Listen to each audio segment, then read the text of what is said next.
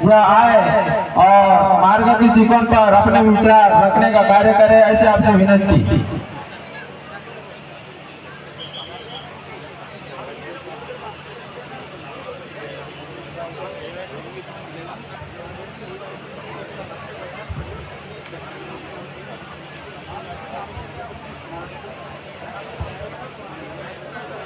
परम पूज्य, हम सब मिलके भगवान को और बाबा को एक साथ प्रणाम करेंगे।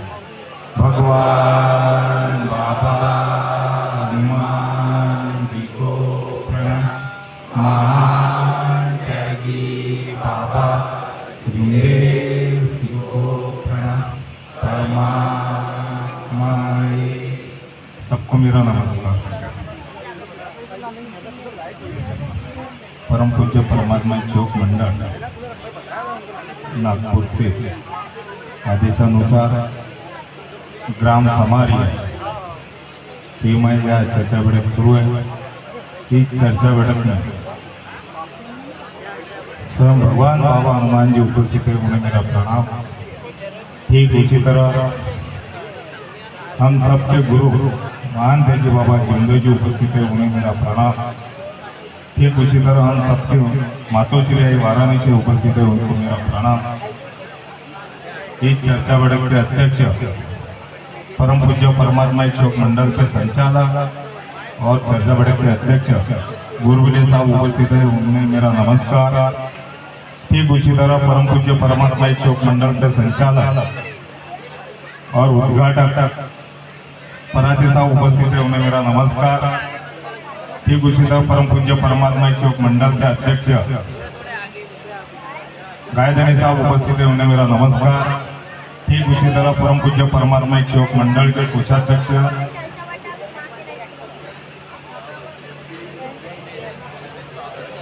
दयाकर साहब, उन्हें मेरा नमस्कार।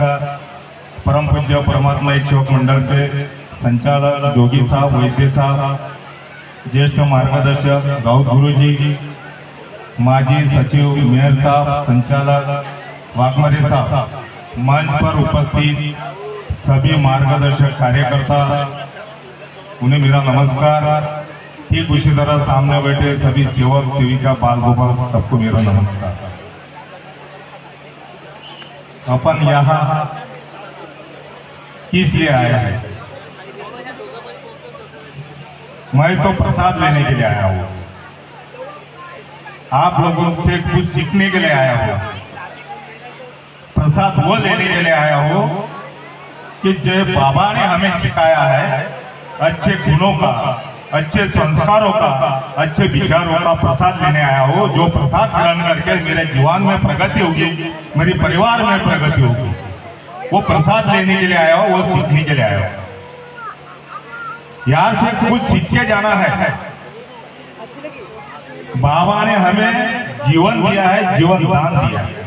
महान त्यागी बाबा जिंदो जी जो हमें गुरु मिले, हम सब सेवक सेवकी भाग्यशाली है कि जो महान त्यागी बाबा जिंदो जी जैसे हमें गुरु मिले।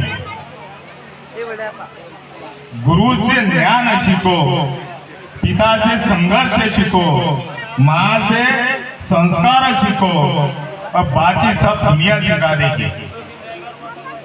ऐसे हमारे गुरु महान त्यागी बाबा जिंदो जी है, जो गुरु के महान ज्ञान सागर है। इंसान ने इंसान के साथ कैसा रहना चाहिए, इंसान के कर्तव्य क्या है, सोच कैसे होना चाहिए, ये हमारे महान त्यागी बाबा जिंदो जी ने 4 तत्व 3 शब्द और 5 नियम के माध्यम से सिखाया है, जो हमें तो पता नहीं था। कैसे भी रहते थे, कैसे भी सोचते थे, हमारा जीवन व्यतीत था, बर्बाद हो चुका था, हमारा परिवार बर्बाद हो चुका था। जो महान त्यागी बाबा जिंदो जी हमें मिले गुरु के रूप में, हमारा जीवन धन्य हो गया। हम सब भाग्यशाली हैं। ऐसे गुरु के ज्ञान सागर हमें गुरु मिले, उस गुरु से हमें सीखना है ज्ञान का सागर, जो दुनिया में कोई सिखाता नहीं है, मुफ्त। ऐसे हमारे गुरु है। और हमारे पिता जब कष्ट करने बाहर जाता है, काम पे जाता है, ड्यूटी पे जाता है, या प्राइवेट काम धंधा करता होगा, कोई दुकान में नौकरी करता होगा, या खुद का बिजनेस करता होगा। जो कमाने जाता है हमारे पिताजी, वो पिताजी बाहर जाने के बाद में कितने सारे लोगों से संपर्क आते हैं, हर तरह के लोग होते हैं, कितने सारे कठिनाई आती है, कितने सारे कठिनाई झेलते हैं, जो हमें घर आने के बाद में हमें परिवार को, हमें बच्चों को महसूस होने नहीं देता, आंखों में पानी नहीं आने देता।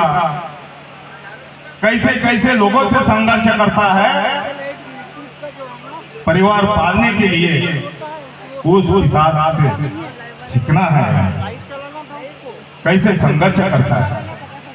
हमें पता नहीं लगने देता, महसूस नहीं होने देता, ऐसे हमारे पिता है। माता जी से संस्कार सीखो। घर में दिन भर माता जी रहती है, माता जी बोलते हैं बेटा ये मत कर, ये गलत है, पापा आएंगे तो डांटेंगे, ये ऐसा मत कर, ये गलत है, किसी का अपमान नहीं करना। अपन कभी बच्चे ने अगर माता पिता के बुजुर्ग लोगों के अपशब्द बोल दिया, गैर वर्तुन किया, तो बेटा यह गलत है, ऐसा नहीं बोलना चाहिए, मान सम्मान रखना चाहिए, आदर करना चाहिए। ये कौन सिखाता है? अपनी माता सिखाती है। ऐसे हमारी माता है संस्कारी, ऐसे हमारी माँ है वाराणसी आई, जो अपने आयुष्य बाबा को दी। किस लिए दी? कि दुनिया में दुखी कष्टी मानव है, इनको ज्ञान की जरूरत है, इनको संस्कार की जरूरत है, और इन्हें बाबा की जरूरत है। ऐसे हमारी माँ है। कैसी माँ है? माँ से वो संस्कारी माँ है।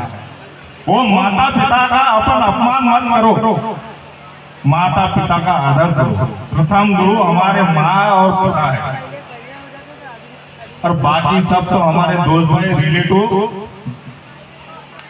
पड़ोसन सब सिखा देंगे। वो ये सिखाते हैं कि दुनिया में किस तरह के लोग हैं, किस तरह के सोच के लोग हैं, वो सब सिखा देंगे। उनसे हमें सीखना है। लेकिन हम क्या करते हैं? नाराज होते हैं। नाराज इसलिए होते हैं कि एक आधे हमारे दोस्त भाई, हमारा पड़ोसन या हमारा रिलेटिव किसी ने हमें धोखा दिया या हमारा विश्वासघात किया, हम नाराज होते हैं। नाराज नहीं होना, क्योंकि वो हमें सिखाता है कि दुनिया में किस तरह के लोग हैं, किस तरह के सोच के लोग हैं, और वो अपना ज्ञान बताता है कि मेरी सोच कैसी है, मेरी हरकतें कैसी है, मेरे व्यवहार कैसे है, मेरा आचरण कैसे है। वो हमें सिखाता है, वो सिखाता है। इसलिए हमें नाराज नहीं होना चाहिए। जिसके विचार हमारे गुरु ने, हमारे बाबा ने सिखाया, उससे अगर मिलते नहीं है तो उससे 4 कदम दूर रहो। जिसके विचार हमसे पटते नहीं है, जो बाबा के सुपन के विरोध है, उससे 4 कदम दूर रहो। लेकिन नाराज नहीं होना। बाबा को बताइए कि बाबा इन्हें आप सद्बुद्धि दे। ऐसे ही व्यक्ति के बारे में अपने मन में अच्छे विचार, अच्छे संस्कार रखने का, बाबा का धन्यवाद मानने का। क्यों धन्यवाद मानोगे? तो आपका अच्छा ही होगा। दूसरे के बारे में आप अच्छा सोचोगे तो आपका अच्छा ही होगा, आपका भलाई होगा। नाराज किस पे होना? वो समय सिखाता है, समय के अनुसार हमें सीखना है। वो हमें ये सिखाता है कि दुनिया में किस तरह के लोग हैं, इसलिए नाराज नहीं होना। बाबा ने हमें 4 तत्व 3 शब्द 5 नियम के आधार पर बहुत कुछ सिखाया। जितना आप पढ़ोगे, जितना सोचोगे, उतना ही आप गुणवान होंगे। जिसके विचार हमसे पटते नहीं है, मिलते नहीं है, उससे 4 कदम दूर हो। लेकिन उससे नाराज नहीं होना। लेकिन हम क्या करते हैं? इसके उसके अपन बदनामी करते हैं। किसी के खिलाफ अपन बदनामी करना, अपन दोषी होते हैं, पापिष्ट होते हैं। जिसके कर्म उसके साथ। बाप बेटे का क्या विचार? आपके अच्छे कर्म हैं तो मेरे साथ आने वाला नहीं है, मेरे अगर जो बुरे कर्म है तो आपके साथ आने वाला नहीं है। यही अपने को कर्म करना है और यही भी अपने को भरना है। कोई धमकी देता है, कोई अपमानित करता है, करने देगा। ये उसकी सोच है, जैसी सोच रहती है वैसे वो सोचता है, जैसी उसकी सोच होती है वैसे वो हरकतें करता है।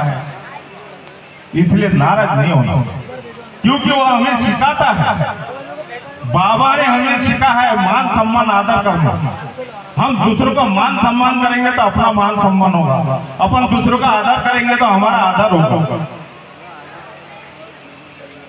दुनिया में हर तरह के लोग हैं, हर तरह के सोच।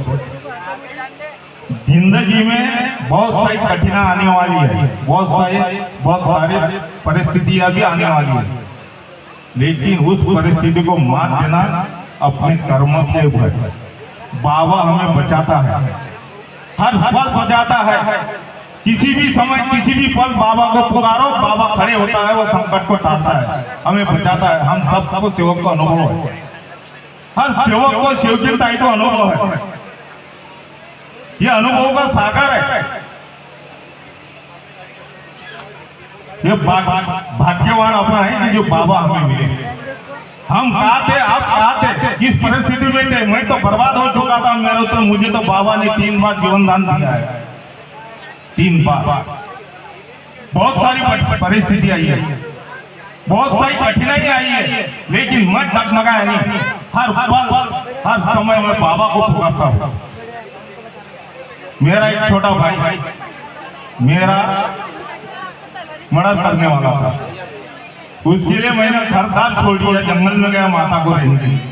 आखिर जिसके बल सुधे पे वो इतना गर्व, इतना अभिमान कर रहा था, उसी के दोस्त भाई ने उसी का साथ किया।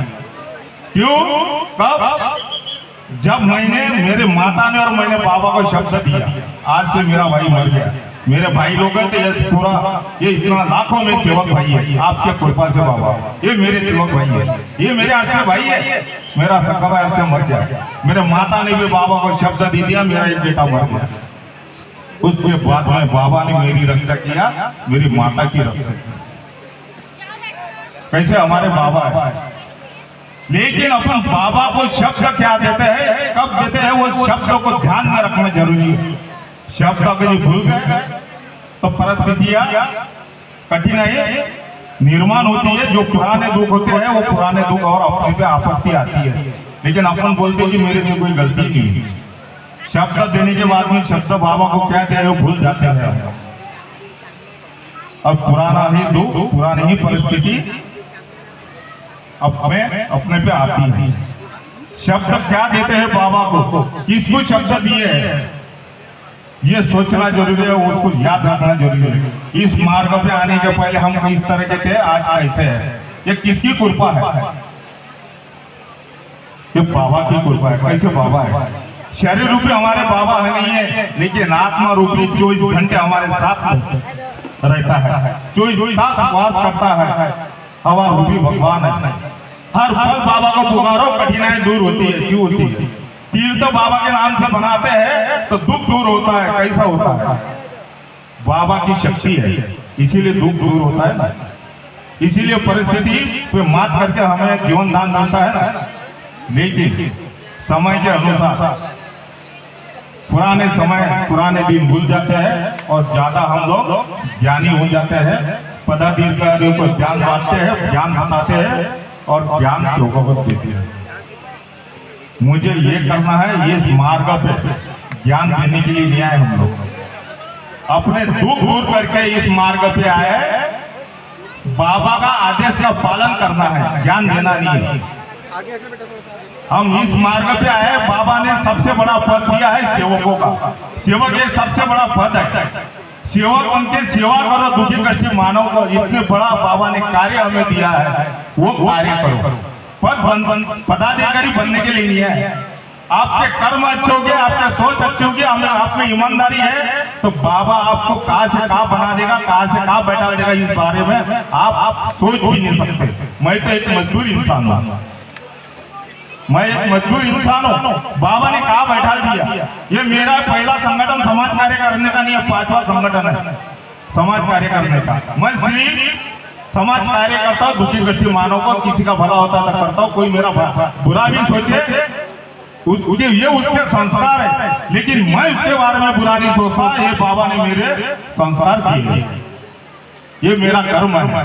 कोई अपना बुरा करे करने दीजिए, कोई हमारा बुरा करता है तो वो उसके संस्कार है, लेकिन हम किसी का बुरा ना करें, ये हमारा मानव धर्म है। बाबा ने हमें मानव धर्म सिखाया है, लेकिन हम भूल जाते हैं। लेकिन सभी सेवक भाइयों और सेवकी से विनती है कि याद रखिए कि इस मार्ग पे आने के पहले हम कैसे थे, आज क्या है और किसकी कृपा से है, वो कौन क्या करता है, इसके तरफ हमें ध्यान नहीं देना है। हमें क्या करना है, उसके तरफ ध्यान देना है। मेरी सोच कैसी है, मेरी विचार कैसे है, मेरे व्यवहार कैसे है, मेरे आचरण कैसे है, इसके तरफ ध्यान देना है और केंद्रित करना है। बाबा ने सिखाया, उसके शिकवनी के आधार पर मैं चलता भी या नहीं, उसके बात के तरफ हमें केंद्रित करना है। इसीलिए आपसे और गुजारिश करता हूँ कि बाबा ने सिखाए 4 तत्व 3 शब्द 5 नियम का मुताबिक आप पालन करिए, चलने की कोशिश कीजिए। मैं भी चलने की कोशिश करूंगा। इतना बोल के मैं अपने दोस्त साहब समाप्त करता हूँ। सबको मेरा नमस्कार।